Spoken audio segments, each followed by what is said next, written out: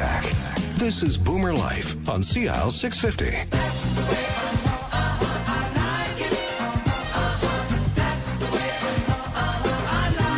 And welcome back to the show on CL 650. We're talking about Element Lifestyle Retirement, especially Opal by Element at the corner of King Edward and Cambie. And they've started construction. It's underway. Should be done the beginning of 2019, right? And we have in studio today Veronica Da Concesso and also Candy Ho from Element, Opal by Element. So, Veronica, I wanted to ask you, I'm guessing, you can clarify this for me, when somebody moves from their own home into a project like Opal, the one thing they don't miss doing, I'm guessing, is cooking. Wow, yes. Is that the number one thing that people are excited about, that they have high-level chefs and cuisine and I don't have to cook anymore? Absolutely. And also be able to look forward to say, you know, if I really wanted to, maybe cook my favorite dish and invite family over to have a nice family cookout, they can also do that. But having the luxury of saying, you know what, I don't want to do it today. I'm just going to go down to the restaurant. I bet. And being able to share it with others, too. Yes. Yeah. Because that's, you know, staying in your unit and making your own food still is not connecting you with your community. And for some will be Opal, that'll be their community, going down and having lunch with their friends, right? Yes, and some of these people, either they've made friends there or people they actually have known way back how many years ago that they've actually reconnected at Opal, let's say. All right. I'd say that it isn't that, oh, I don't have to cook anymore. It's having that liberty to not have to cook every day for themselves anymore. Because a lot of them do love cooking. And that's their way of expressing love, their way of sharing with others. And they can do that and not just cook for themselves, but for lots of others. And not they have a full kitchen in their own condo, but they can also use a commercial kitchen that has lots more appliances and tools and ingredients and do it with other residents who share the same passion. So it's about kind of bringing out the interests again, and not just doing it for their own but need. What you're saying, Veronica, is just like, oh, I don't feel like it today.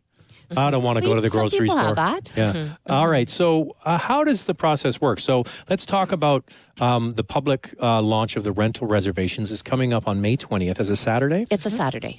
At the Discovery Center, which is at City Square, 12th and Cambie, basically, right? Near Upper Shops. Near City Hall, Vancouver City Hall. So when people come in, sort of walk me through the process of how they get to finally saying yes. Like, how many visits, how many people, do they bring the children, do they come back, do you go and see them? Walk me through it. Yeah, so if someone's interested actually for the rental launch, they do come in and they do express interest, and there will be other advisors there that will take them through the process, and perhaps they want to sample a culinary demonstration, or maybe try out a yoga class or one of our focus seminars that we will be having on that day. And going forward every month. Yes. And if they have an interest, they do pick out their unit, and then they are able to provide a deposit, which is refundable, of $1,000. Well, that's not much, is it? Yeah. For your future. Well, and that's the thing that, you know, whether in this pre or reservation mode or going forward, we acknowledge that rental, if your situation changes, we're not going to be, corporate policy is this or that. We, again, take that human approach. Oh, your situation has changed and we're not going to bind you to it. But we want to give them a chance to select what they want and feel in anticipation of the whole 2 years that they have secured their future. And if they need to back out of it, and that's fine too. But we want them to know that they have something to look forward to. Yeah. I'm going to take a wild guess, and I think that 56 units, the rentals, will probably be booked up pretty quickly. Yes, I've already been making lots of appointments for people coming in who have already placed deposits. Yes, they selected the specific suite, specific unit, and they've also chosen backup options. Yes, 3 of them actually. Yeah. So what's the mix of people who want to buy versus people who want to rent, and why, and how are they different? Like, are they different stage in life, or are they just a different mindset? Different mindset, different ages as well, and just some different, philosophies of how they want to age in place, having families be able to visit. I think that's a very, very different mindset now. which I have experienced at Opal. I think maybe one of the key differences is with the condo purchasers, they are probably thinking of handing over assets to the next generation, securing, aging in place for their next generation as well. Whereas maybe for the rental, they're thinking of simplicity, not taking care of different fees like a strata fee and a service fee, and then property tax, all that stuff. Or just managing utilities. a large home. Yeah. So And are the rentals smaller than the purchase units? we have them starting with studios, whereas purchase starts with 1 bedroom. So studio up to, there are 2-bedroom units, fewer of them. 985 square feet. 938, 938 square okay. feet, 3 of them. That's a good size. Yeah, 938, sorry. And actually the studios do start at 400 and something, but they do also go up to about 600. So we have, whether in condos or rentals, we have range of suite sizes for each type because, again, we know that people have different preferences and needs. And so... And some people might want, what's mattered to them is a larger bedroom perhaps. And maybe... you have the whole building. You can, if you want to go read a book, you don't have to read it in your unit. You can go read it in somewhere else in the building, right? Yes. Oh, and what I just absolutely love is having the washer and dryers. Yes, In-suite washer and dryers. That is not usual. That's not common? That is is not. totally not heard of, actually. Really? For rentals, no. Yeah. Every single unit. And why wouldn't they have that? In most apartments have washer dryers. Is it just something that hasn't happened in retirement living? I don't think so. Most retirement communities, they would have a communal. Each communal, floor has one. Laundry. But Opal, again, it's all about the people. We are really stepping into people's shoes and understanding what would I desire? What would I like? Do I really want to share, a laundry machine with Personal. other? What if I forget about my laundry, or just happen to be busy and I don't take it in time? Is it going to be there when I get there to get There's it? always that person always used to take all your stuff out of the And then there's washer the and leave it. psychological hurdle of the hygiene and somebody else's right. personal Yes. lingerie. So that I think is phenomenal to have that. That's a small thing that I wouldn't have thought of, but I would have assumed It's that. a big deal. Like Yeah. It's a big deal. Do you care about Oh, I would, laundry? for like sure. if you're sharing with other people. Well, the other thing is that sometimes you put a load of wash on, and you might not get to it until the afternoon, but you don't have to worry about it. You can throw it in the dryer later. But That's right. if you're using a communal washer dryer, well, you've got to get down there in a fairly timely manner to Be empty the considerate machine. of others, and Yeah.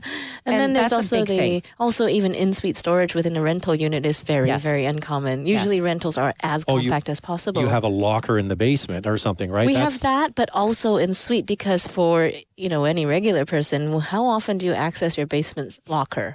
Probably once a year. And it's really a pain to get in there. Exactly. So having that also in suite, just because you're renting doesn't mean you need that. You don't need the convenience. Doesn't mean you've got stuff to bring also from your home, even though you're That's right. downsizing. Whether you're renting or you're owning, you still have stuff to bring, and you still And want they're it. spacious, and you can actually convert them into a walk-in closet if you like. So there's a lot of things that you can do with that Pantry. extra space. Yes.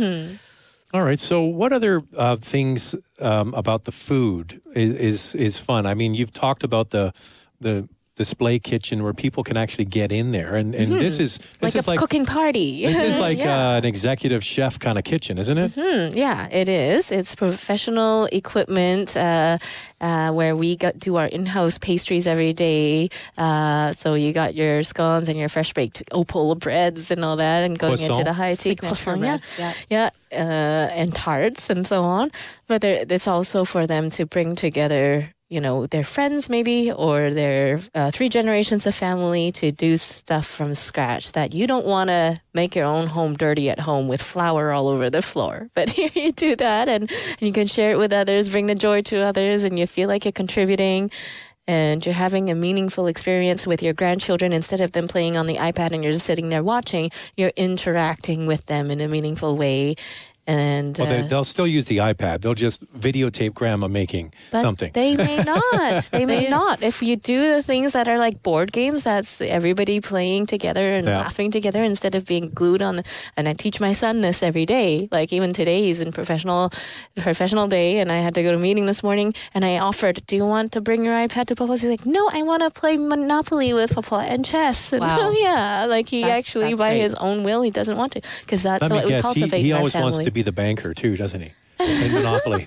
No, actually, he's always the one giving away the money. And one time I was playing with him and I was in debt. He's like, "Mommy, that's okay. I'll take care of you." And he gave me his whole stack of money. But again, that's cultivating the caring between yourselves, right? The family.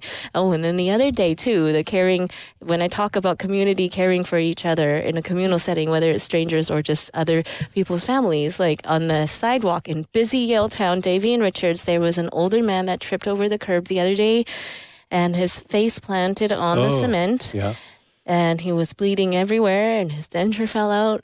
But everybody at that intersection walked over to help him, and I think there were 8 of us, and Hayden and I were there, and Hayden was a little scared. He's never seen that much blood before, nor did he realize that people could have denture.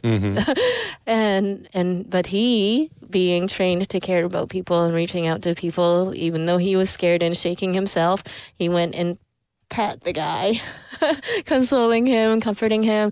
And then he saw me go to the convenience store and get the guy a seat, and somebody called the ambulance, and I helped him call his wife. And that's when you really see people coming together, even if you don't know them. That's caring, and that's the same spirit that we would do at every one of our residences. Yeah, Absolutely. It's from the top. And Well, I don't think you could say it any better than that. So on that point, that's the voice of Candy Ho, Director and Vice President at Opal by Element. We're going to continue the conversation next on CL 650. Celebrating the baby boomer lifestyle. This is Boomer Life on CL 650.